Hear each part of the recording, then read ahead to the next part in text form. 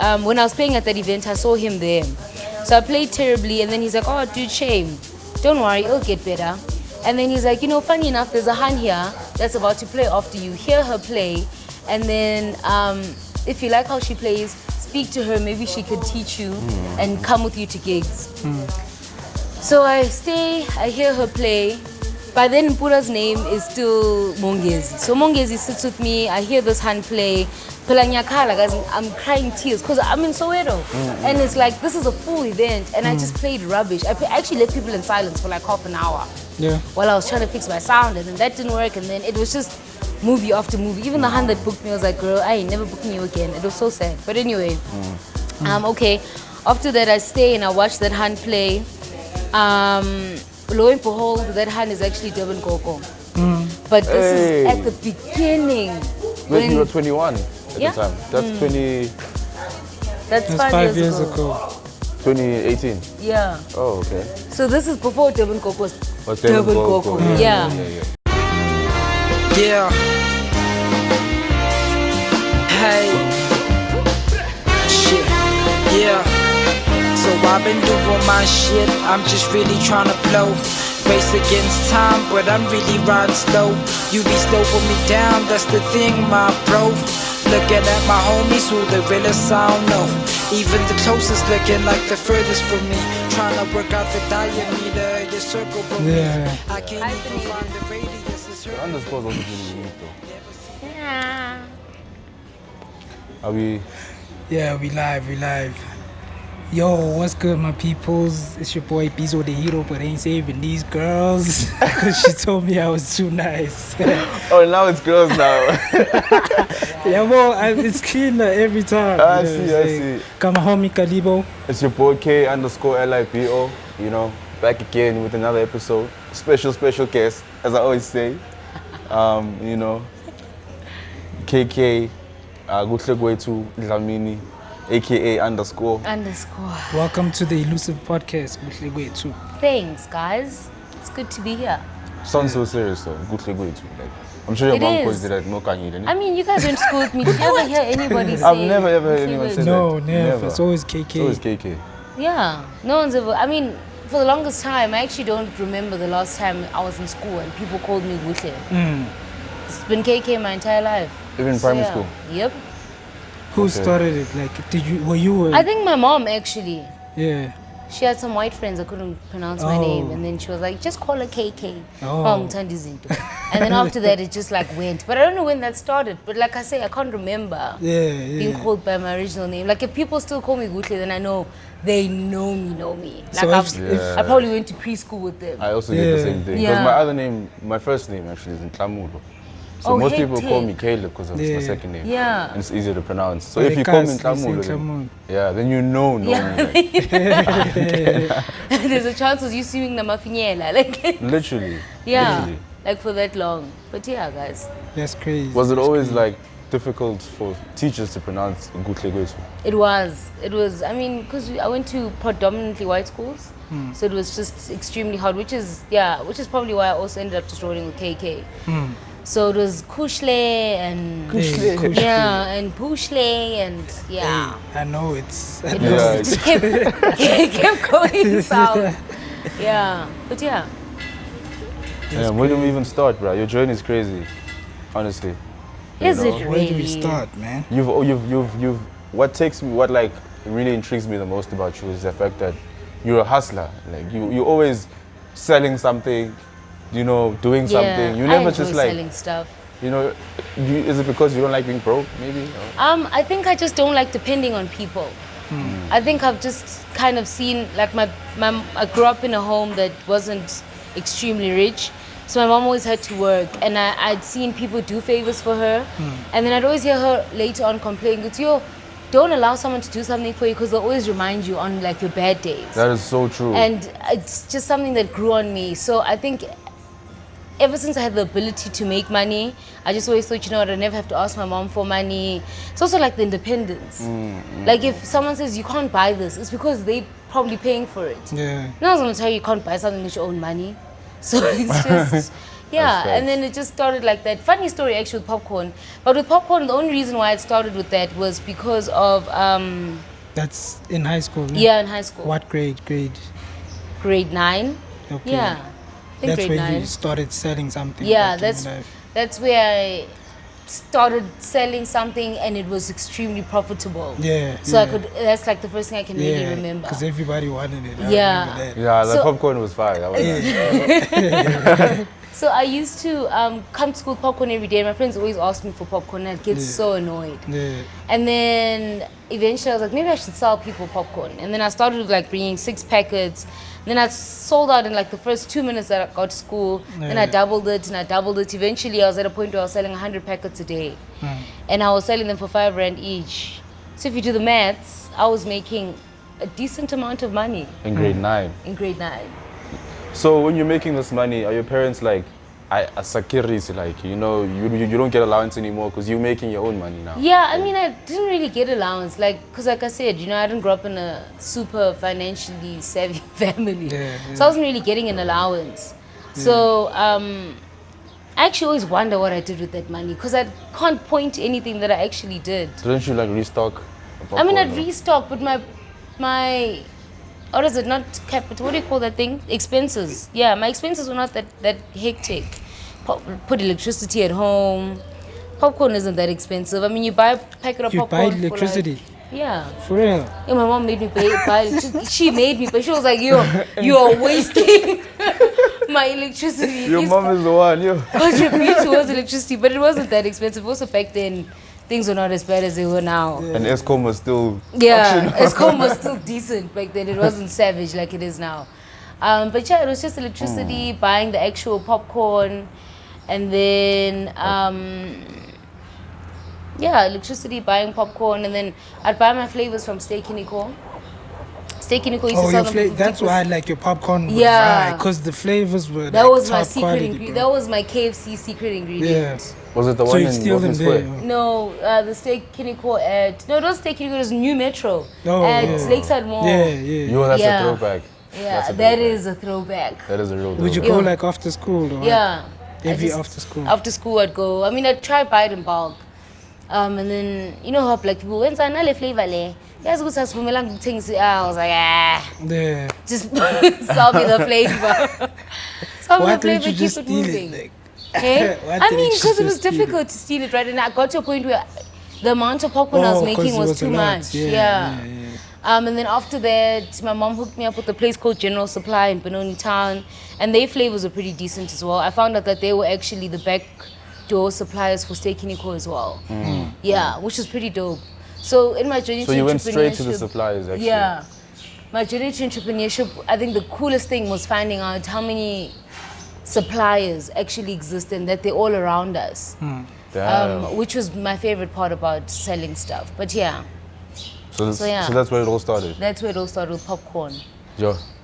2014, I think. No, wait. Not even. No, 2012. 2012, because we were in grade 8. 2012. So per day, like at your peak, how much were you making? I was making 500 rand a day. Times that by 5 is?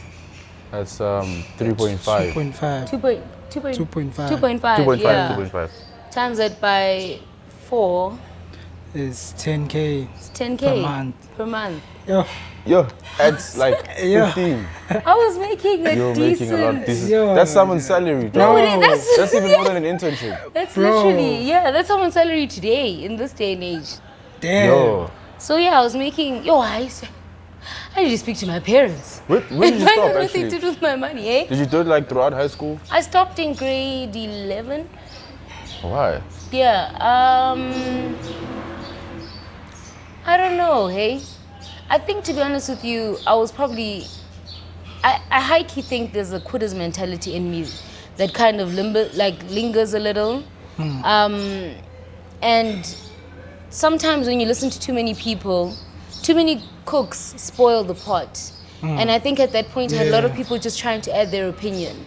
A lot of my peers trying to, let me buy into your business. If this was my business, I'd do this, this, and this. If this was this. And then I just was like, this is a lot for my brain. And then I stopped. you know, and also I think my parents' financials had also picked up a little bit better by then. So I realized that I didn't really need the money as much. So how much would they take from your profit? Because clearly all of it. Because I mean, there's a time when my dad once said to me, you know, you could buy a car. And I just thought he was joking. So for all I know, they probably put the money aside and bought themselves something. But Did you save it though? Maybe like go out with your friends, like on. I did. I mean, I'd always be able to go out if I wanted to go out, but I never saved it. I blew it. Yeah, I definitely blew it. I'm not gonna lie. In the beginning of my 20s, there's a point in time I used to get angry at my parents because I'd be like, why didn't they teach me how to use money better? Because it would have helped me so much more and would have been able to carry that trait into the clothing part as well. Yeah. Because now I had to evolve my business after I'd left high school, and I couldn't sell popcorn in varsity. You know, I tried to a couple of times, but it wasn't as profitable. So too much. Yeah, snacks for KK. They'd rather leave the faculty to go to student center and be late for class rather than having to support another person. So it was Nice. It was pretty. Where did you go? To Eugene. Oh, dope. Yeah. That's so I don't know what I crazy, did with the actually. money, but yeah. We spoke about that on our previous podcast. Exactly what you just said, with our parents like not teaching us like to sustain money. Actually, Yeah. You know? Only just pay off like expenses, but being able to like grow your money. Exactly. You know. So they teach you not to, and I think that's the one thing. Okay, I appreciate my mom for instilling the principle of not having debt, because I became very stubborn when I started working, and I was like, I can get a debt and pay it off. And then I realized that it's not about you being able to pay it off, it's about how much interest actually accumulates, and then you find yourself paying it back 3 times more.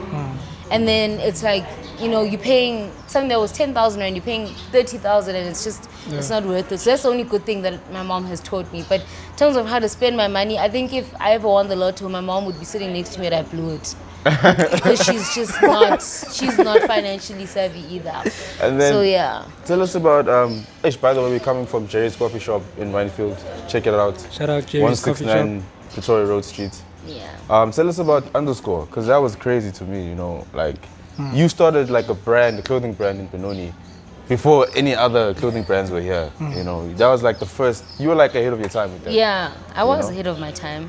We were a pioneer. Pioneer. You are. You deserve your flowers also, you know. Thanks, guys. How did that even start? Okay, so I think with Underscore, actually that's also another thing. I started wearing a baseball cap to, what did we call it in high school? PE. Oh yeah. It was called PE, ne? Yeah. Nah, it was something else. It was called LO. PT. Yeah, PT. LO. Yeah, so I started wearing a baseball cap, and then everyone would keep asking me, where did you get your cap? And I had actually bought it on the side of the road there by Lakeside Mall. Oh, yeah. And then I was like, oh no, I got it at Lakeside Mall. And then, I don't know if you guys know Bonke Sitole. Yeah. He said, bro, if I was you, I'd sell these caps. Then I was like, actually, this man's onto something. And I went and I bought like 3 caps, came back and I sold them to everyone who was asking me about them. And then, this was like, I think a month before Soccer Fest. And then I was like, oh, you know what would be dope? If I supplied the soccer team with caps. And then, yeah, that's how it started. I don't know if you guys remember, I had the Underscore caps that had the first team, Benoni High School at the back. And then that's how it started. And then from there, it just soared. So, like, did you have to speak to the principal? I mean, I did pipe band, right? So Mrs. Weber was my bestie. So anything flew with me. I mean, even popcorn, I actually wasn't allowed to be selling popcorn in the school. I wanted to ask that, actually. But I just had a chat with her, and then she just said, if you give me 10% of your income, and I had lied to her. I said I was making something wax. I think I used to give her like 100 rand. Because I also I didn't really count, because I'd get the money every day, then I'd buy things, and then I'd give some to my mom. So I knew that how many packets I'd be making, how much money I'd be coming back home with, but I couldn't go to her and be like, okay, this week I made this much, so I just gave her like a 100, 200 every week. And then I think that max, this is one time where I gave her 500 rand, she's like, whoa, how much are you making? And I was like, yeah, no, I'm giving her way too much money. But maybe that was a good day. It was a good day. So then, and then I just spoke to her and I told her that I'd like to supply the soccer team. And then they were like, no, that's great because the soccer team actually doesn't have anyone that supplies and the school does it. And they don't have caps. And then I was like, okay, cool, I'll give them caps. And then I gave the first team caps. And then afterwards, everyone was like, oh, what's underscore? And then I was like, actually, I could make a really dope brand out of this.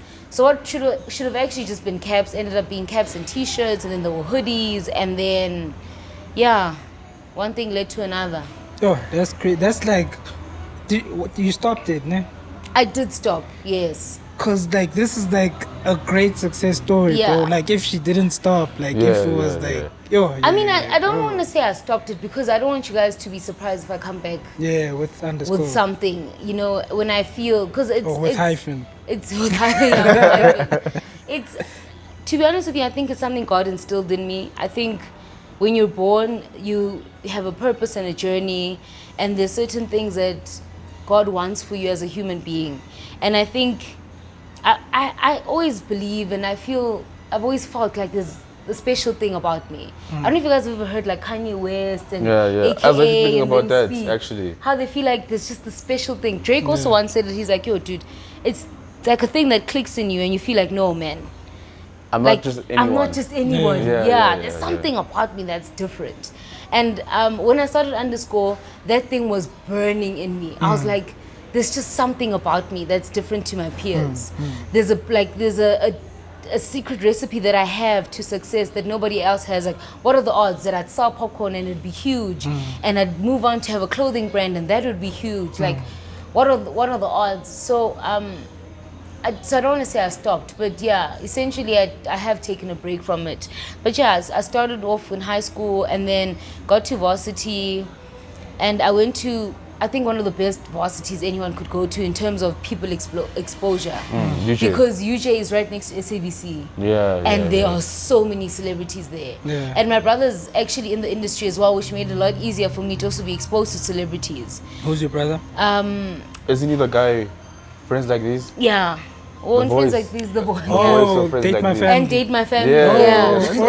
Bro, like, he's cool as shit. Cool He's probably funny as shit too.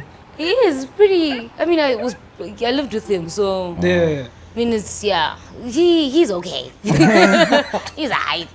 But yeah, with him, he exposed me to a lot of celebrities, so it was easy for me to get my reach with them and ask them to wear my clothes, which is actually a terrible business move. If everyone has a business out there, do not use celebrities. They are the worst. They take your things, they never post them. You just keep pouring into an empty cup when it comes to giving celebrities clothing.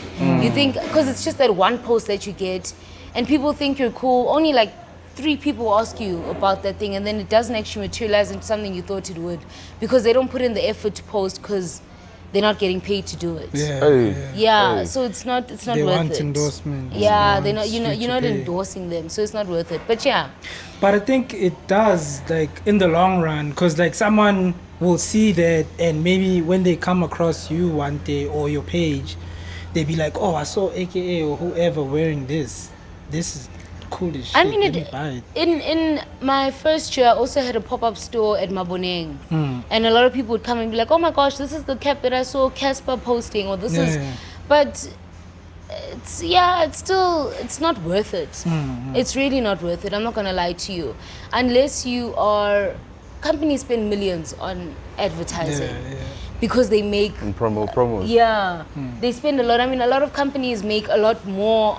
they spend a lot more on advertising than they actually do on what they make, just hoping for that return on investment, which sometimes they don't really I was make. actually about to say the same thing. Yeah. It's not sustainable. It's not. Unless you have the money to inject and like pay people and whatnot. So it isn't really sustainable, but it's good to also, because abantu abamnyama like to wear what other people are wearing, especially celebrities. So if you want to have a street-driven brand, then you can. But other than that, I mean, not trying to like downplay other people's things. But I don't know if you guys know, like, is it Stilo that has water? Stilo Makolite. His brand is water. I think so. Is it Stilo? I think it's Stilo. Stilo Makolite. Yeah. I've never really... Yeah, I don't really follow him also, right? I mean, he has like because I'm a Bram kid. Yeah, he's always in Bram. Yeah, so he also has a clothing brand. But you see, the fact that you guys don't even know about it, and that's like someone who's in the industry. Now imagine me as KK, I'd see him, I'd get excited, I'd give him my clothing. Maybe that's worth like maybe about a K. Give it to him to wear, and that doesn't materialize into anything. So because I don't have that much money. So what promo was best for you? Like, what was best? Yeah, cause like your brand was huge. So or was it like the in the East, I think what helped me was firstly being one of the only brands. So I think what helped me in the East was schools. I honestly think that's why my brand was so big in Benoni, because I started at Benoni High, and then cliques would wear my clothes. And then my biggest break was Nodelach.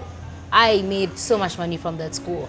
I'd literally go there in the morning from orders, and it's so funny because back then people didn't have like WhatsApp. So people would call me on my cell phone through landlines. Be like, yo, sis underscore, then I'd literally get into my yellow beetle, go wait outside, not knowing who I'm meeting. What the thing is, they just said park there by where the taxis are, by where the transports are. Then the person would come, and they'd come in a clique. All of them have money. School kids have money also, guys. They do, because they save also. Yeah, school kids have money. Then they'd come, and then they just buy from my booth, and then that's how I think my brand grew a lot in the East. When I moved to Joburg, it was quite a thing, but it was a lot more difficult because then I was competing with people from the South, and a lot of my suppliers are in the South, so they had direct access to the clothes already. So they had skipped like a lot of stages that I had to still go through in terms of finding good quality, finding good suppliers. So when I got to Joburg, it was a little bit more difficult to grow. In Joburg, what helped me was that's when the celebrities played in. Because that's when I was able to get celebrities to wear my clothes. So then it was a battle of the coolest brand rather than the best quality, which is where I think I fumbled. Because I no longer focused on creating quality clothes. I was just trying to produce something so my name was out there. And then I think that's also where I kind of maybe lost a little bit of the passion as well, because I wasn't doing things that were making me happy. I was just doing things for the masses. And once you do something for the masses, it's chai. So couldn't your brother like help you? Didn't he have friends? And I mean, he had friends, right? But it's also difficult to help someone when you're also just trying to help yourself. The industry is a very difficult place. It's so tough to pull someone up when you're trying to pull yourself up. And I understood. For the longest time, I actually thought my brother was very selfish. And then only now as I grow older, I was like, no, man, really, there was no way this man could have picked up the weight of a Han, I'm a Han on top of that, trying to build a brand, and I'm alone. I don't have a posse. I'm not like other brands. Other brands in Benoni, I think another thing that made me different is because I was the only person that worked alone. I was actually about to ask you that. Were you alone like throughout everything? I was alone. Every department, you do everything one man? Yeah. I was the only one who went supply, marketing, which is probably why I failed also, because I did everything on my own. My dad instilled this fear in me that people were going to backstab me, which screwed me over a lot actually when I think about it now, because it would have not harmed me to have taken the help from some of my peers, especially people that I'm still friends with now, because they weren't going anywhere and they weren't going to go anywhere. They offered their help. Yeah, they did. A lot of them even offered financial help. But obviously with financial help, then they wanted pieces of my business, and I was so scared because also, like, remember I said to you guys, I felt like that was my dream child. So I was like, oh, how am I giving away my gift that God gave me to other people? What happens if they destroy it? No one's going to care for it the way I care for it. People are going to just want to instill, they're going to destroy it the way they destroy the popcorn. Just trying to add flavor where there's no flavor. Now you want me to give you aromat when aromat is not. This is a savory popcorn brand. You know what I mean? So that's the thing that screwed me over, that I didn't want help from people. I was scared to get help from people. And the ones I could have taken help from couldn't help me because they were just trying to help themselves. That's so the thing now. That's where you like need like discernment to know who's really like down to help you because they believe in you, or they just want to profit out of this, you know? And unfortunately, you only learn by experience. You have to get your hand hit a couple of times to know that that was a bad move. I don't think anyone in business can say every step I took was a great step to Obviously success. not. No one can say that. And from what I hear from your journey, from the popcorn and the cabs, like I think it was meant to be, because a lot of people try to start businesses, bro, but it's not as smooth because you had like a teacher help you, like your teacher liked you and it was easy for you to sell at school. Someone would have tried, but like they have those barriers of have, teachers and the principals and everyone, like young sort. And also with the cabs, it's also the same thing. Like it was easy because of that, young sort. So it was supposed to happen.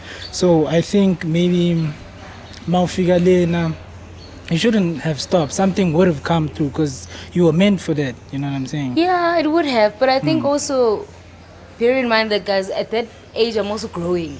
I'm also fresh out of a small city in one of the most cutthroat cities in South Africa. Like, guys, Joburg kills old grown men that move from other countries. That place is cutthroat. Like, so imagine that I'm trying to be an entrepreneur in a cutthroat city that and yes, I think also because we, as people born in Benoni, we underplay how tough it is to be in Joburg because it's only 30 minutes away from here. But it's totally different environments. Like it's, guys. It is. It's extremely difficult. And it's people from all crosses of life and they don't care who you are. No one cares. They'll step on you to get wherever they're going. They will kill you. They will steal whatever they need to steal. I mean, Joburg's the only place where you'll be hanging out with people like this. Kumnandi is clearly. Next thing, you don't have a phone. How? Guys, keep your phone here. No, guys, I had my phone. Guys, keep your phone here. Someone steals it. Bro, those people literally, you go to school with them. Monday in the morning, you walk into class with those same people. But you don't have a phone. There's a line by, this guy's like, the niggas that stole his phone will help him look for it. Yeah. literally, that's what they do, dude. And that's what they... Guys, I think in Joburg I lost like 5 phones. Yeah. In a circle of people that helped me look for it. And then say, that's always the case. They're telling you blatantly in your face that we stole your phone. You can't do anything about it. You're a bari, go sleep. So I could, like, it was difficult, was guys. it dudes staying or afloat. like girls? Girls.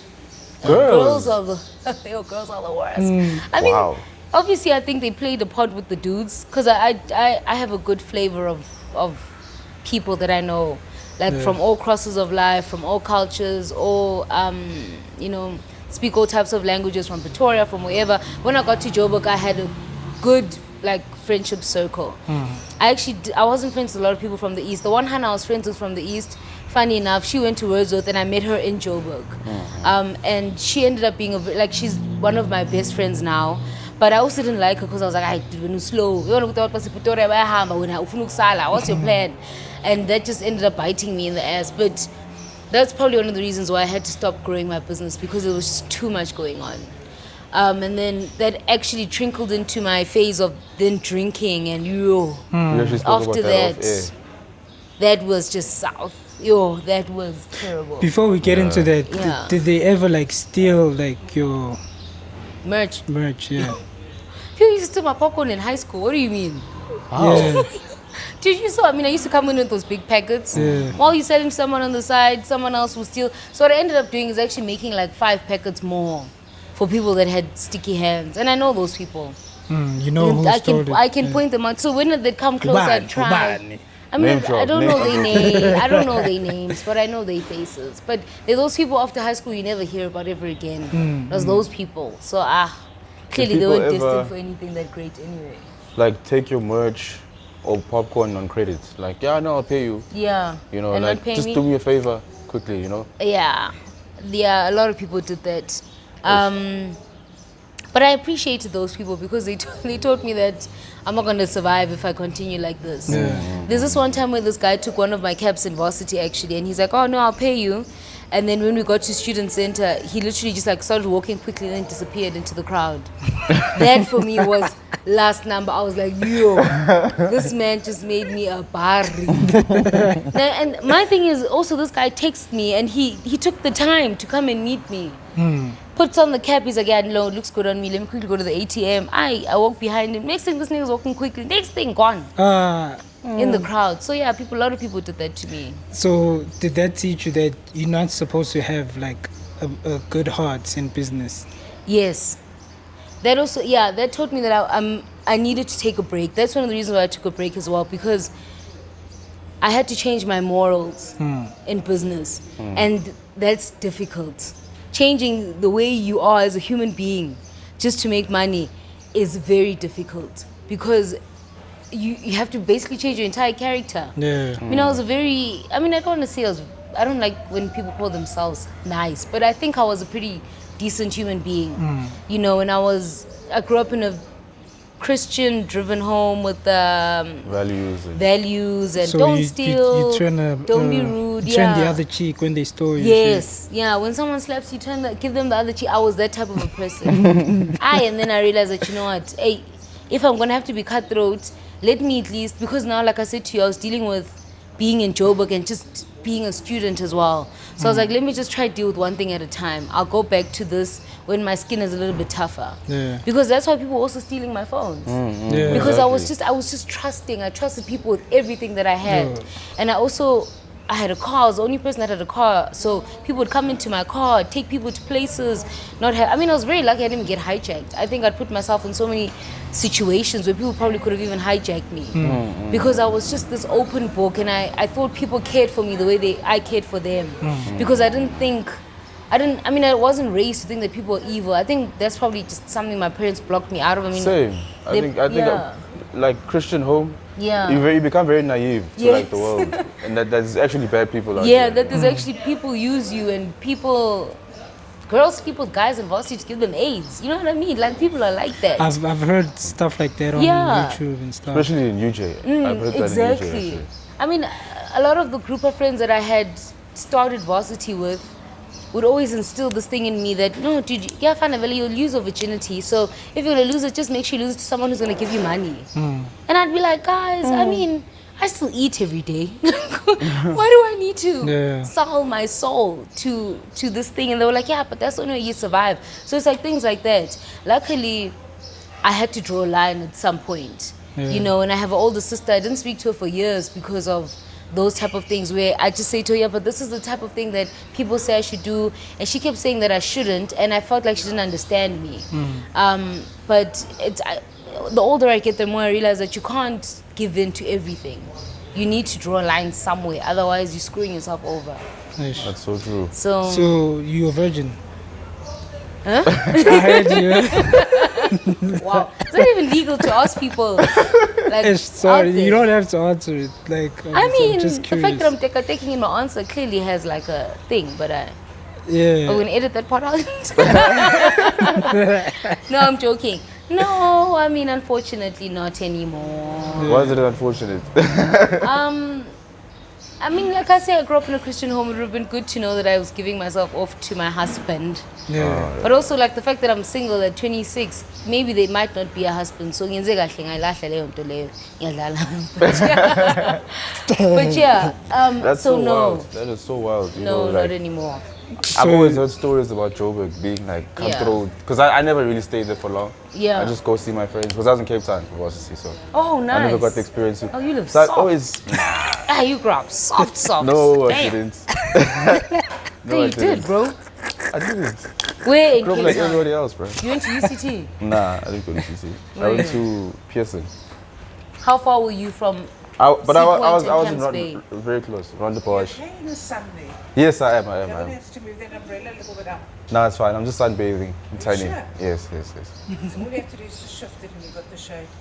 I will, but it's fine. Thank you so much. Thank you. For having us also. You're most welcome. Thank you very much. So as I was saying, man, Joburg, and now that you're actually explaining it from someone who was actually there, it's crazy. It's really Wait, can we crazy. just discuss the fact that you went to school in Cape Town? So how far were you from like This Seapoint? isn't about me. This No, isn't I'm about just me. saying though. I was close. I was very close. Then you did grow up soft. That's crazy. It's fine. We'll have this discussion later. Please cut that part out. That's insane. Yo. Jeez, bro, that's nice. I like that for you. Why did you come back here then? Obviously, I'm done with school. I have to come back, bro. You know, jobs. opportunities Yeah, I are would not have. there. So. That's a place where I would have sold my booty to stay. Yeah. I would have not come back. It's expensive actually living there. Like you Yeah, need to be that's what I'm getting saying. paid like I would've a lot. Twerked. You can't really. Okay, yeah, for a hand you can. Yeah. Do that. For a gent, it's not that easy. Gotta You know? sell drugs Heck, and You shit. gotta sell. Okay, you gotta. Yeah, you know, you gotta like, do something, man. Or Yeah. you gotta like squat in people's houses, bro. Which Yes. I'm not prepared to do. You know Yeah, what I'm no, saying? I get that. Because I have pride also. No, I which get is a that. bad Especially thing, because you have a know? home here. I and have a a home decent here. one. You know, I So you can don't save have money at to- home instead of just being there, you know, suffering. But Yeah, yeah, man, yeah. enough about me, guys. Please. So did you lose it the way they told you to lose it? No, I didn't. Yeah, I didn't allow that. That's like I'm happy that even if I caved to a lot of things, I didn't cave to that. Yeah. So even if I experimented in drugs and all of those things, I just never did? No, didn't cave to prostitution because that's prostitution, guys. Whether we like it or not, there's no It is. sugarcoating that thing. The thing is Someone finally prostitution. said it. Yeah, that is prostitution. Yeah, and And it's a female. No, it is. It's prostitution. I don't Yeah, cave to prostitution. I'm not gonna. Yeah, no. Work in a cemetery. I also. You're not gonna work in a cemetery Why cemetery?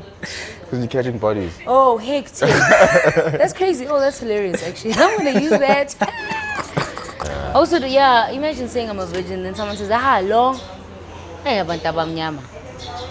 But yeah, no. Also, we're grown now, guys. No, we all. Dude, I'm old. My parents, I actually was thinking, our first episode, you asked me about sex. Yeah. I was like, I don't want to talk about it right now. Then I was like, actually, I'm old. Even if they can see this, bro, it doesn't really matter. No, we are old. You remember the first episode? Where I was like, It's like we acting holy. forget that we old. No, it's like Dude, I mean, to a point where if I can fall pregnant now, I can't abort that baby. Because I might not have another kid. Like, I'm at that age. I'm at like my prime of having kids. If I abort a child now, it could be very risky. So I might as well keep it and then make someone a stepfather. because when you abort it, like you're doing it because you're scared of what your parents will Yeah, say most of the time. yeah. Also financially too. That's I also, mean, it is, but I don't think anyone's ever financially ready to have a child, you know? guys. I don't think so, honestly, dude. I beg to Just differ. make sure you don't have a kid with a pup person. Like, Okay, have okay, a kid that with too, someone that that, too, that too. that also, like, works. Like, you know, Yeah, that yeah. person Yeah. loves themselves enough to not, like you. Like, you know what I mean? I have a kid with you because you don't allow yourself to sleep on couches in Cape Town. Yeah. Because it's time easy, you know what I mean? Just have a kid with someone who's level-headed. Then you can have a kid, but you also can't have a kid with someone who's like flat out refuses to get a job because That's so true. they refuse to degrade themselves. Like, I know people that believe in entrepreneurship, but they refuse to get jobs. I don't get that. I hope you guys are not those people. Definitely not. Yeah. Not. So yeah, Definitely but not. anyway, where were we before? We were actually on that, actually. Yeah, actually we were on this topic. I was did- telling you guys that I didn't sell my body for because it's prostitution. Yeah. Yeah. So yeah, that is prostitution, and I don't believe in prostitution. Also, I'm a huge fan of love. Like, I love love. You seem like that. You seem like Yeah. you've got like a nurturing energy. Like, you know, like you seem like a certified lover girl, you know. Yeah, I really love love. I've just been unfortunate. And I've, because I have such a strong personality, I haven't been lucky in love. Because I kind of try find love in places with people that can't love me back in the same way that I'd love them, and also materialistically. Unfortunately, relationships are very expensive. So I'm just very unlucky, and I get people that can't, I don't want to say it like this, but I have to say it like this, they can't afford to be with me. Yeah. Not that I'm like super high maintenance, but that's just, yeah, you know what I mean? I have a job and I can afford to do Yourself things for also. myself, yeah. So if you want to date me, then you must be able to afford yourself and then afford the things I want us to do together. You know what I mean? So unfortunately, I've just been with people that just don't have the same vision that I have.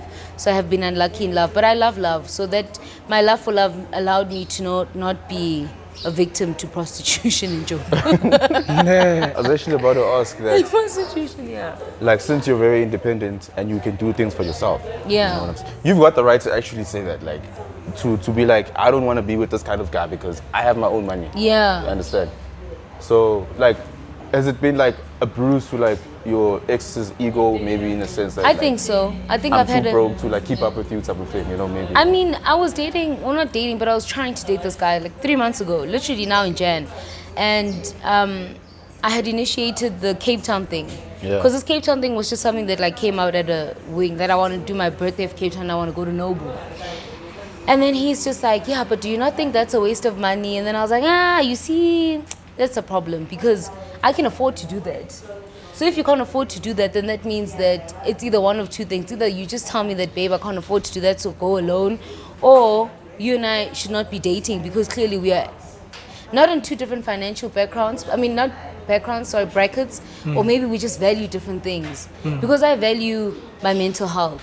For me, taking yourself on a holiday is part of what builds towards making you a better person. You can't be an amazing human being but only be stuck to like a small circle or like be exposed to a small amount of things. So yeah, it does make my dating life a little bit difficult because things like that. Me, I wanted to go feed my bay strawberries in Cape Town while staring at Clifton. But that man could not afford to and he felt like it was a waste of money. So unfortunately that's like the basis of my relationships. Also, I think my fault is that I also try to date people my age. And unfortunately, I think I'm ahead of people that are my age. A lot of them. Women mature faster than guys. Yeah. So I think I'm ahead of a lot of people my age. So I think probably my dream man is probably like in his 30s. Or like super late 20s, but doing extremely well. Yeah, because I have to date someone that's above me, especially because I exercise a lot of my masculine energy. I need to date someone that's ahead of me financially, so he can be the man. Otherwise, then I'll just boss you around, and then that's boring. That's really You will boring. find someone though, hopefully. Yeah, I will. No, I'm not you in will, a you will, rush. I definitely. was in a rush, Slow but down. then, funny enough, I told myself last night, I was like, I can't subject myself to constantly looking for a relationship because then that's like I'm wasting space in my brain. And you won't find love looking for it. Yeah, that's what you guys all say, but I don't believe that, guys. Yeah, okay. Like I don't know. Okay, actively looking. I don't know. I don't know. How But to what actually is put this. actively looking for love, though? Like Tinder. I had Tinder. I went on one Tinder date. It went south really quickly. Tinder is like What happened? The guy lied. I was catfished. Heavily you're, catfished. like physically or like just Everything about it. Even the place we were meeting. He sent me the address and he's like, no, it's like a startup restaurant, so it's like a Jerry's. So it's not really, you can't find it on Google Maps and stuff. And I was like, okay, cool. When I got there, it was a commune.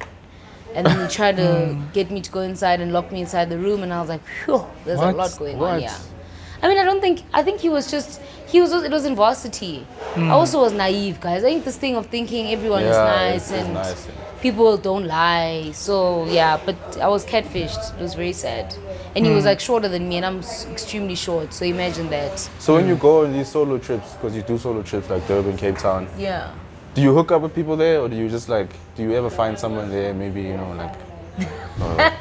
Because I'm thinking the solo trips, if I was single and I went to like Ibiza somewhere, I'd probably You'd hook up with someone, bro, you know what I'm saying? I mean, that's not the plan, but okay, so with my Durban solo trip, I had gone and I had met a friend of mine or friends of mine that were there. They'd been working there. I didn't even know they were working there. It just happened to be that I got there and I posted, and then when I got there, they were like, oh, did we actually stay here?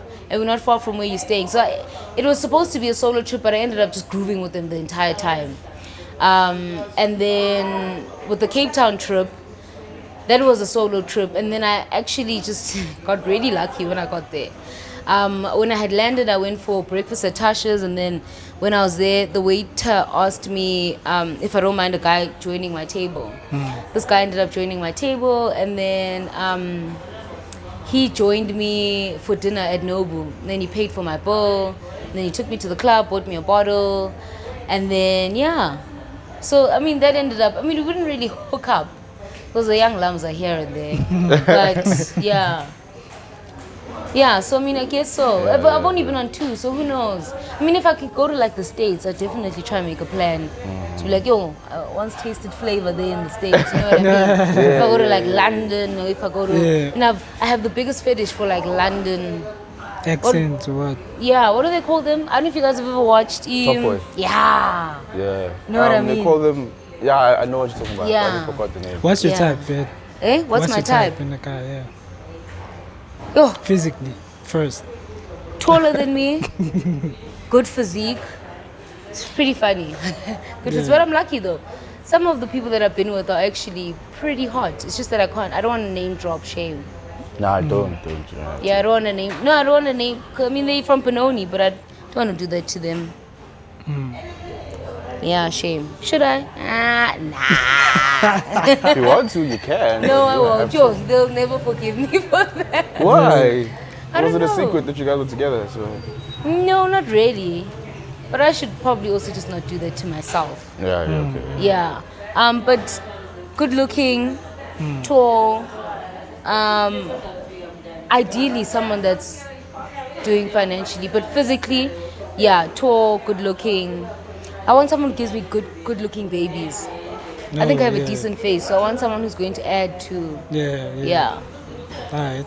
And then obviously Someone who can financially. toss me around like a. So, Have you guys ever? Do you guys watch Love and Hip Hop Atlanta?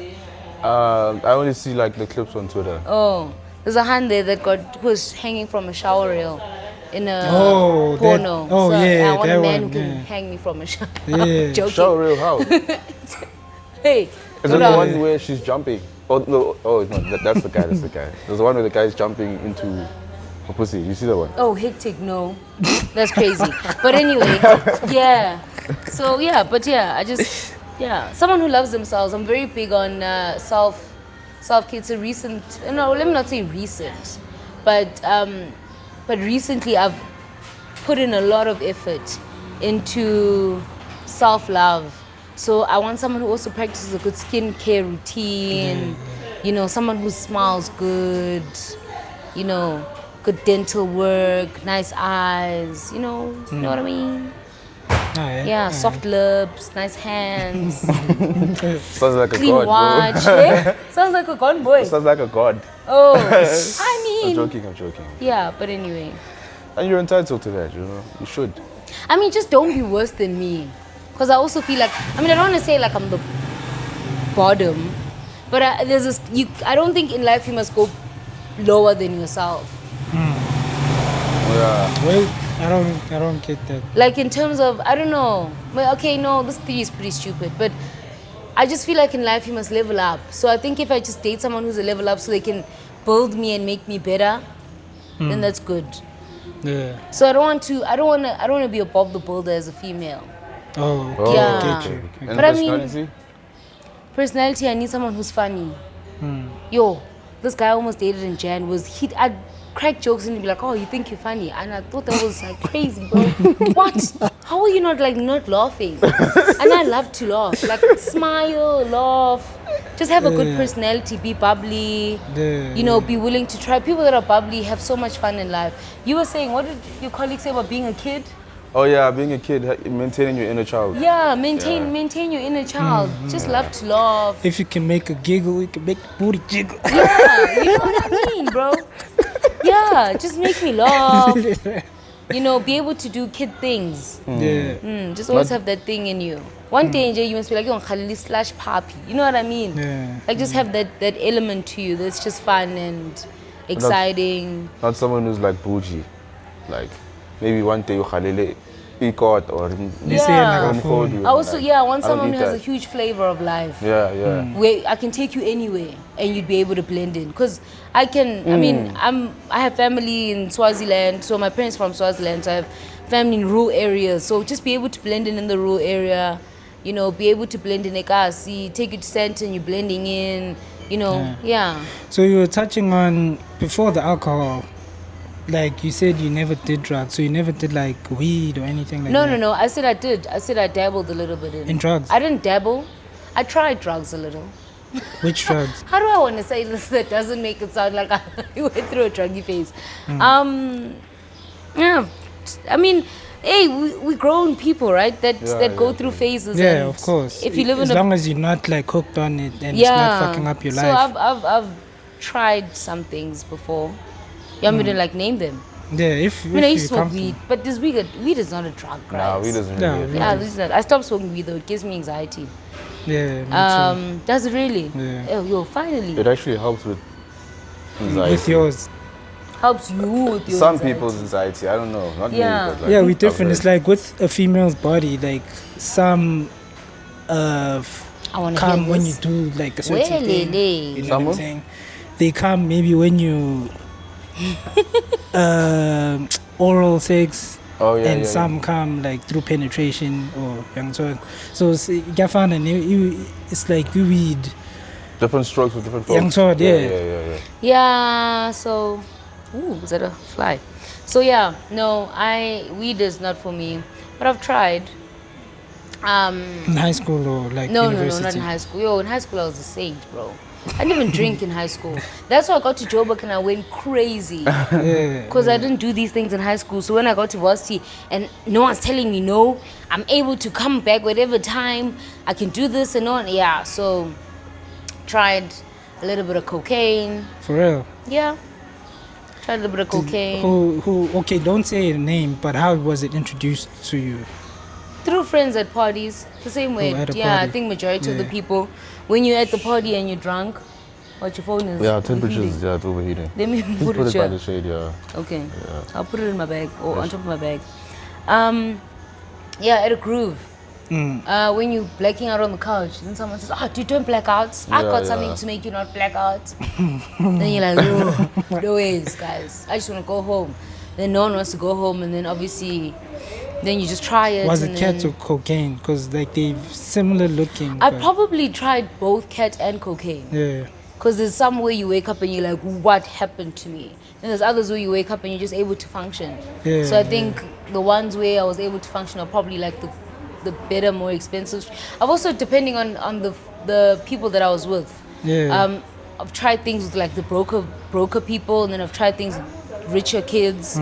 So I think when I was with the richer kids, I It was probably did the cocaine. most. Yeah, I probably did cocaine, and then with others, I probably did like cat. Yeah. Yeah. But yeah, tried So it. how's it being a DJ, female DJ? You're a DJ right now, and how's that going with you? Actually, my DJ story is actually pretty sad. When I had started DJing, unfortunately, when I had left the clothing, when I had put a pause on the clothing, I wanted to also combat the thing of having to get a celebrity to endorse me. So I thought I could be the celebrity to endorse my own thing. And that's how the DJing started. Okay. So I was like, actually, imagine if I was the celebrity. Why do I need to constantly find people? Why don't I become the person? I'm cool enough to be the DJ. I'm cool enough to be the singer. I'm cool enough. So I was like, okay, let me DJ, be the celebrity that endorses my clothes. Then I can not have to constantly pour into other people. So I started DJing. When did I start DJing? I think at the age of 21. Yeah. And then I had started at Kitchener's. Kitchener's had a program called Pussy Party, where they teach females. Yeah, no. Yeah, that's a very weird name. Where they teach females and anyone that falls under the LGBTQ community how to DJ for free. And then they taught me how to play, so I just learned my basics there. And then with DJing, it's practice makes perfect. So then they started hooking me up with gigs, and then I just practiced at gigs, and then eventually it went like that. So I started at Kitchener's, and then I don't know if you guys are familiar with the brand Gang. Are you sure you're not burning? Now you're burning. A little bit, but it's fine. No ways. We can definitely just move it over a little. Nah, it's chill. I'm thinking about the lighting too, also. You know, because if you move it a bit this side, it's gonna be darker this side. You understand? I hear you. Okay. Yeah. I'll be a man. I'll be strong about it. But carry on. Okay. So where was I? Kitcheners. Oh, they're teaching. oh yeah. At I don't know if you guys know So is it Gang? Styler Gang. Is that like a brand? Yeah. What do you guys know? Hectic. We're not in Joburg like that, so you know. Hectic, yeah. But okay, anyways, there's a brand called Styler Gang. The one that you guys know Killer Cow. Okay, there. Yeah. Oh, Yeah, I know like gang. that. Okay, Yes. with the hats, the beanies, right? Okay, Yes, now I and know the it. t-shirts, And the t-shirts. yeah. Oh, okay, I know it now. So Styler Gang had an event. It was a Women's Day event, and I played there, and I did terribly.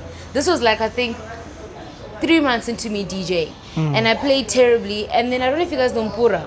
Yeah. Yeah. R.I.P. Yeah, so MPURA, when I was in varsity, when I had just got to varsity, I met MPURA because I studied fashion. And he was, before I don't even know how he ended up doing music, but before he did music, he was in fashion. I met him at varsity, and when I was playing at that event, I saw him there. So I played terribly, and then he's like, oh, dude, shame. Don't worry, it'll get better. And then he's like, you know, funny enough, there's a Han here that's about to play after you. Hear her play, and then if you like how she plays, speak to her, maybe she could teach you and come with you to gigs. So I stay, I hear her play. By then, MPURA's name is still Mongezi. So Mongezi sits with me, I hear this hand play. I'm crying tears because I'm in Soweto. And it's like, this is a full event, and I just played rubbish. I actually left people in silence for like half an hour while I was trying to fix my sound, and then that didn't work, and then it was just movie after movie. Even the hand that booked me was like, girl, I ain't never booking you again. It was so sad. But anyway, okay. After that, I stay and I watch that hand play. Lo and behold, that hand is actually DBN Gogo. But this is at the beginning. When you were 21 at the time. That's 20... That's 5 years ago. 2018? Yeah. Oh, okay. So this is before DBN Gogo was DBN Gogo. Yeah. And then I speak to his hand and I'm like, hey, dude, Mongezi says that you're a DJ. And he's like, yeah, Mongezi doesn't know her. He's like, yeah, but no, I've seen you play at, I think he said he saw her play at Stones in Marvel. So he's like, yeah, dude, no, it's my second time seeing you play, and I think maybe you guys can help each other. So then DBN Gogo's like, nah, it's cool. I can help this hand. I don't mind. She takes my number. I DM her like, I think like a week later. I go with her to her gig at Great Dane. And then when she's playing, her boyfriend comes there with her. Focalistic. Hey, bro. Hey. Her boyfriend comes there. He says, yo, dude, okay, let's just watch my hand play. Yeah. He says, let's just watch my hand play. Okay, I stay there behind her in the decks, and then she teaches me a couple of things. Then she offers to take me with her to her next gig in Pretoria. But now, at that stage, I am in my alcoholic druggy phase. And now I can't go grooving with people because nyazazi. I know, it's after a couple of drinks, then I'm like, hey, before I shaza myself in front of these people I don't know, let me not go. That was the last time I ever hung out with her. She kept calling me and asking me, oh, dude, don't you want to come? There's this gig. And I kept saying, no, I can't. Because then after that, that's when I decided that if I want better for myself, I probably need to move back home. And then, so then I just stopped gigging with her. 3 years later, this woman becomes one of the biggest DJs in South Africa. My heart is like crying. Her boyfriend becomes one of the biggest artists. So he wasn't big then? No, he wasn't. 2018. I mean, he was just the short guy. I was like, yo, why is this hunt dating this nigga? That's whack. just to figure out that they become one of the all-power couples in South Africa. But yeah, and then... That's crazy. So then that's how my DJing thing just didn't materialize, because after that I was just like, clearly this thing is not meant for me, because how can such an amazing thing miss me? And then I just kind of let that thing go. And then I tried dabbling the chair in there because I'm not too bad. But stage fright, it just gets the better of me. So I'm just like, it's fine. Some things in life must miss you. Not everything can work out. So but that's why. I like the fact that you try to do things. Yeah. You know, most people are scared to even try, to actually attempt it, you know? Yeah. No, I mean, it was so essentially I think one of the coolest things was also meeting people. A lot of the DJs that I know now that are like doing extremely well, I had met in that phase when they're all starting out. So I also like know people, which is great. So if I ever wanted to go back in the industry, I think people would have open arms for me and opportunities would like brew. But like I say, I think some things must just always miss you. But even with that, so when I thought I'd go back into clothing, I'd spoken to DBN Gogo to try wear my stuff. I don't know if you've ever seen on my Instagram page. Yeah. But you got a new account, right? Because you had another Instagram page for your personal. Oh yeah, so for my clothing though, but she's on there, yeah. And there's this one day where I went to go give her clothes, and when I was driving out of her estate, I saw Pretty Ugly and Buntle in their yard playing with the daughter. And I stopped and I was like, oh dude, can I give you guys clothes? So it's like little things like that where I met this person that helped me meet this person. So like, I know Pretty Ugly now as well. I think that's a you. Oh, okay. Sorry. So yeah, I just got to meet. Must not put it Yeah, back just in put there. it back there. I got to meet some good people in that phase, but I think that's something that I should probably let go of. I mean, in my house, I probably also always own decks, and I want to start an initiative where I probably teach kids Ekasi how to DJ. Yeah. I think that's a skill that I really, really appreciated. That also helped me make a lot of pocket money in varsity. Because those side gigs here and there, and I got to meet a lot of people, so I really appreciated it. And it's something that you always have that I'll never lose. Things can go very south, at least I can DJ at taverns. Like if You the can young even DJ Pete. at your own events, bro. You can make your own events and DJ. Yeah, but Magung Petela for real, I can be a DJ at tavern. Yeah. Magung, where it's bad, Ekasi, really, like, yeah. in the hood. If things are bad. Yeah. Yeah. You didn't touch on your alcoholic phase. I mean, that was just that was also just in my 20s, early 20s, where I just drank a lot, screwed a lot of relationships over. It's also just influence. I had to cut off a lot of people in order to let that thing go. That's why I stopped drinking now, actually, because I could see it falling into my older 20s, and that didn't make sense to me anymore. Especially because now I was back home. So now it's also, you drink and then you come home and your parents slap you in the hand and be like, but why do you do this? So it's no longer fun, because when you get home, there's just too many implications. I don't know if you guys know what drunk man's guilt is. Drug man's guilt. Drunk man's guilt. I know it very well. Yeah, when you wake up in the morning and you just hate your life. So so essentially my drinking phase was just that, where I just drink and have drunk man's guilt and screw up relationships and let opportunities miss me constantly and over again. So eventually I just, I mean, that's about it. I don't know. I think me and you actually relate on a lot of things, you know. Same thing with me. Like, I think when you were talking off air, you were like, the reason why you'd go so hard sometimes is because you know you come from this background and from this home. So you're having fun. It's something different. Then because I'm going to go back home and get into trouble for doing this, you know. Might as well just go off. I know. You know? Yeah. And it's toxic though, but you know, Extremely. eventually you unlearn that pattern of doing things like that. I think the hardest thing was having to unlearn. And with unlearning, you have to forgive yourself. And that is so tough. Having to forgive yourself for the things that you did, kind of knowing better, but I don't even know how to describe it, because when you go through a phase like that, you know what you're doing is wrong. You know it's wrong. But yeah, you know this is wrong. you know that this But is, it's also kind of exciting. Yeah. Because it's like, you know, it's like a thrill, bro, in a sense, you know. so I just had to forget. It is a thrill. It's literally like taking a line of cocaine. But it's I had to forgive myself for a lot of the things that I did wrong, which was a larger part of my drinking phase, because it was me waking up in the morning, realize I messed up, being sad, and then realizing the only thing that can make me not sad again is just if I got drunk again. And then that just kind of become a phase, and you start missing class, which ended up in me dropping out of varsity even. Oh, you dropped out? Yeah, I didn't finish. I did not finish. Don't regret it though. You actually really don't regret dropping out of school. Most millionaires drop out. Yeah, I mean, sure, you know. I'm manifesting for you. You understand? No, I know. I appreciate that. I don't like that term though. My sister always says that we forget that millionaires drop out of Harvard, not UJ. So there's a difference there. Okay. Yeah. But we're in South Africa though, guys, so I hear not the you. same. But it would have been different if I dropped out of mid school, guys. I dropped out of like fashion. UCT.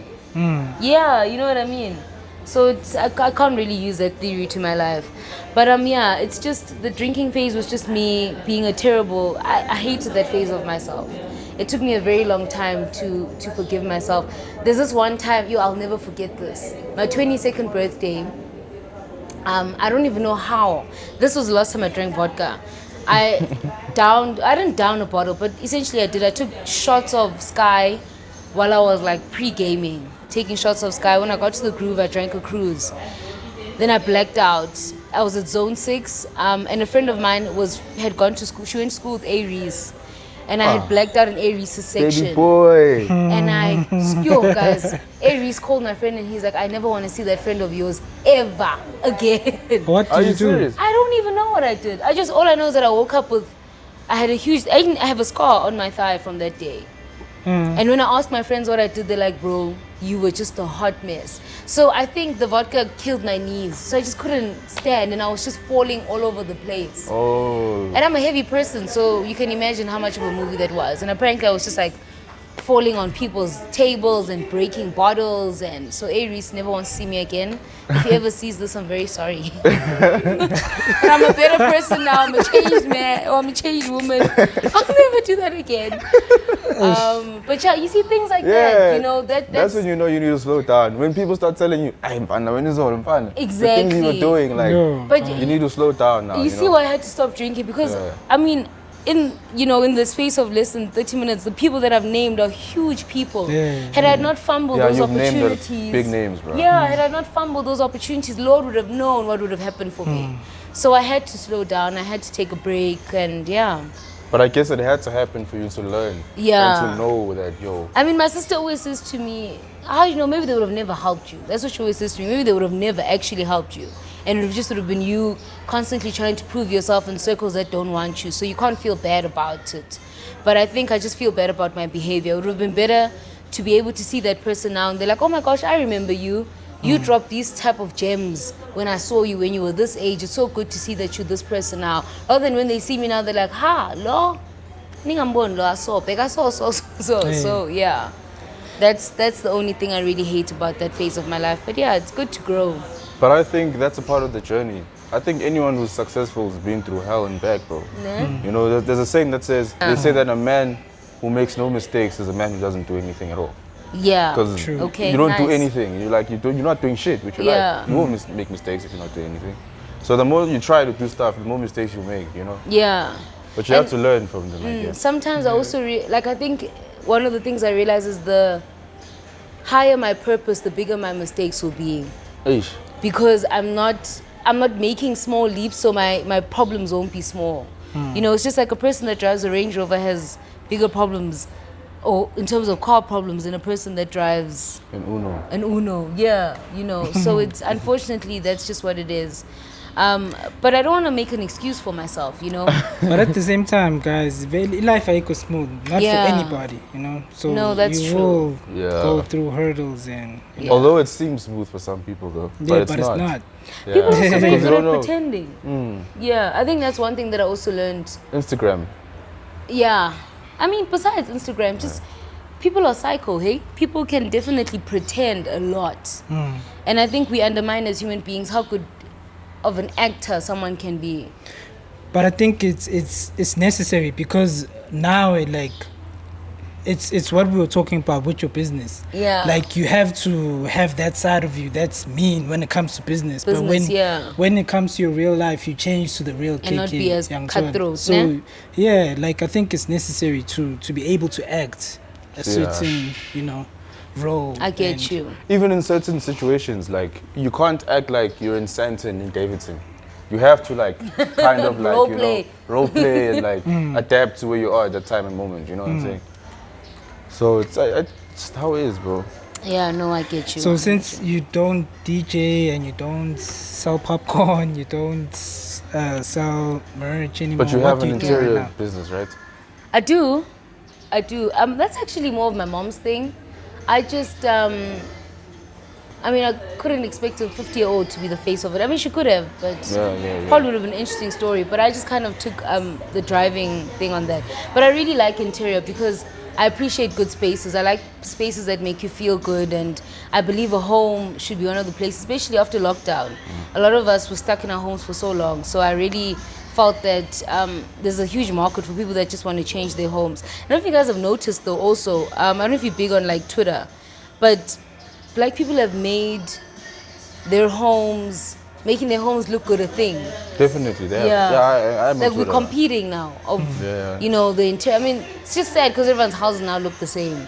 But it's actually a thing. No one's into sitting on crates and just having a TV anymore. That mid-range lifestyle, according to how they call it. Or a camp chair. Yeah, you know what I mean? People actually want to invest in their spaces. So I still, it's a business venture that I'm still learning to grow in. It's just a bit tough because it's very white dominated. And unfortunately in Benoni, there's not a lot of business for people here in Benoni for interior. Black That's people. in the north, people love that. Yeah, not so much. Yeah. But so there's that. And then, I'm 9 to 5ing. It's so sad, guys. I hate 9 to 5ing. But I think I needed this period of my life where I just needed to just work and like calm myself down so I can create the routine and the work ethic that's going to carry me back into entrepreneurship. Yeah. Because I think my work ethic was just south. And I had to unlearn a lot of things that I'd learned as a child and had to teach myself the things that I wanted to carry into adulting. And the only way I could have done that, I mean, people like to say that, what do I want to say? People like to say that you can do things without money, but you can't. So I needed to have a stable form of income while I sort myself out as an individual. Gain habits, be able to create a standard of living, to be able to see things, travel, just to be able to be a better human being. So I can go back. When I go back, I return a stronger man. You know what I mean? When I go back, when I go back into business, I've seen, I mean, it's just like, the guy that owns Batu. He always speaks about how he started his business from being at the airport and he saw international Italian shoe brands and he realized we don't have anything like that in South Africa. That man would have never seen that thing sitting at Lakeside Mall. You know what I mean? He would have never thought about it. He needed to travel. And the way he got to travel is because he had a 9 to 5. So I'm just going through that phase of my life where I have a 9 to 5 that's allowing me to better myself as an individual. So when I go back into entrepreneurship, I'm ready to kill the game. So you're also saving. And I am, yeah. so you can promo properly. and- Trying to. But one of the things that I realized is some businesses, it depends on what I go back into properly, but I'm trying to also make sure that the thing that I go back into doesn't really need a lot of capital. Because there's some businesses where you're able to sell your skills. I think I'm a very skillful woman. So I don't want to be in a position where I need all this money to put into a business when God has given me so many skills that I can sell. Because skills are free. My skills are, I don't have to pay myself to use my skills. Yeah. So I'm trying to see what sort of a business Like will help consulting, you me. could do consulting. You make a lot of money through consulting. Like consulting what? Like businesses, like just the whole I thing. thought you meant like throwing bones. No. Not that consulting. Not that consulting. Like marketing, entrepreneurship. Like Yeah. people want to know. And you've got information and you've got experience of Yeah. certain things, you know? But black people don't want to pay for those things. That's the only thing. High key, I probably am going to go into education space probably. Oh, yeah. I think there's just so many gaps in education. Thank you, Sissy. There's so many gaps in education that we have in South Africa that can change, the game. Thank Yeah. you. Whatever I go back into, I want to make sure I get buried at Heroes Acres. There's Heroes Acres, like AKA. Is that like a cemetery Yeah. for like famous people? For heroes in South Africa. It's people that changed the narrative of some sort of a thing. So Oh. whatever I do now, I want to make sure that I will get buried in Heroes Acres. That's my next thing, which is probably education. I've been gifted with kids and I really like working with kids. And I have lots of opportunities where I've been able to make a lot of money. Through kids? Yeah, through kids. So that's Actually. probably going to be my next. Because of the whole underscore was kids. The popcorn Yeah. was in school with kids. Yeah. And you So I mentioned you think- want to help kids DJ. And Yeah, so I think that's gonna be my thing. I think kids are also an industry that, like we said kids have lots of money. Yeah. Not only do they have money, parents are willing to do anything for their children. So it's easier to convince a parent to do something for their child than it is to convince a parent to do something for themselves. That's so true. Yeah. I see you being like a philanthropist in the future sometimes. Is it? Yeah. Nice. Maybe I'd 10 like years that. from now. Maybe, we'll see. Hopefully next time we do this, we're sitting at the Capitol, where people rubbing our feet, it's like next level, hands fanning us with feathers. Who knows? Different thing. One more question I want to ask you actually Yeah. is you were a part of the pipe band in Benoni High. Yes, I still am actually. Yeah, In yeah, Benoni I High? saw on Instagram Yeah. actually. I went through your stories. How was that like? Because like that's a very like white thing, I'd say. And like most people wouldn't want to be a part of that because it's like, yo, it's racism here. Yeah. Between white people. But how's that been for you? Like? It's been great. I'm lucky I like white people and they like me too. But it's really cool. I mean, I think one of the biggest flexes I have is the fact that I can read music and I can play an instrument. A lot of people can't do that. So that's why I say that I'm a very skilled human being. And just things like that have just taught me also that you can make a lot of money with your hands, but it's amazing. There's also, in the pipe band, it's because it's a very white thing, there's a lot of money. Pipe band is like golf. So when you network in a pipe band, it's insane. Do you make guys. money from it now? Or Do I it's make just, money or it's from more it? of like a hobby now? No, it's just a hobby and for networking purposes. Oh, I mean, the guy that, so like in pipe band, we have, it's almost like our coach, which would be, or like your captain of pipe band. The captain of our pipe band, of the one that I play for Benoni, is actually the guy that he designed all of our bank cards. So he designed, when Capitec changed to the black card, he designed that. The new FNB cards, he designed that. And he also designed cards for ABSA. And he also does advertising for SAB. So imagine that person on your speed dial. That's crazy. That's networking. Like, That's that's connection. That's last level networking. And Pipe Band has a lot of opportunities where they fly people in from the States and from London and from Scotland. So it's just also speaking to people like that. The Pipe Band actually wants to take us to go play in Scotland next year. And I would have never gone to Scotland. What business do I have in Scotland? So You know are, what I are mean? these trips like all access paid? Yeah. They're more rich people, bro. So it's not for only like high school kids, like No. the Benoni high school kids. It's for grown people too. So I can go and say Yeah, I want to let's play fly. in the pipe Hey? band. I can go there and say I Yeah, want to we play actually in the need pipe numbers band. if you want to. Please come. Is it Yeah. easy? It looks like hard. It's not hard. It's Really? we black people, we have rhythm. So it's easy for black people. Are you the only black person there? I am always the only black person. I remember in high school when the time when we sat there by the gates. Yeah. You guys were- That's the gift that God also gave me. I'm always the only black person in these circles. But it's cool. I love being the only black person. Yeah. Because you learn a lot too. Nyadlala. Nah, but I'm writing already. If you only had 24 hours to live, what would you do? Right now, Yeah, if like the doctor told you like, shit, you only got 24 hours, so jump on an airplane and go somewhere and go die at a destination. That's the only thing I do. Just go travel one more time and go see something new one more time. Yeah, that's the only currency that people can't. I don't know, how do I explain? Yeah, that's the only thing people can't give you and can't take away from you. Traveling and seeing and experiencing. And I'd eat something new for like I'd go to, like, I don't even know where I'd go. I'd probably just close my eyes and go, Wah! And then just fly there, land there, and just take in and absorb that culture for the last time. yeah. Yeah, just go die somewhere far. Family, deuces. Ah, dude, no. I mean, I'd say bye to them at the airport. Yeah.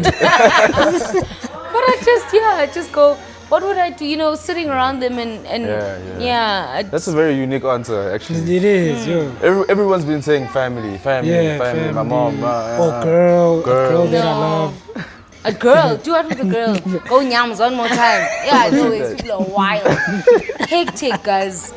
No, I just go see something I've never seen For the first time. for the first time. Probably like go to the Maldives and just stand there and just let. I don't know if you guys have ever watched Alice in Wonderland, how they kill people with the.